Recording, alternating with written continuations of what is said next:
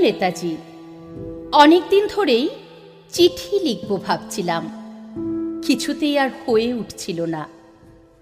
আজ কোনো একটা ঘটনার নিরিখে তোমায় চিঠি লিখতে বসলাম।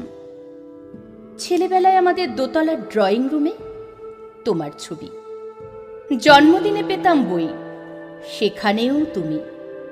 বাবার গল্পে তোমারই বীরত্ব, দেখতে দেখতে শুনতে শুনতে ক্রমে আমিও তোমার ভক্ত।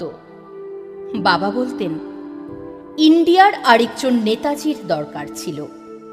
মা গাইতেন বীর সুভাষের মহান দেশ। দাদু বলতেন ছেলেটাকে ওরা শেষ করে দিল। ঠাম্মার চোখে তখন আঁচলের খুঁট।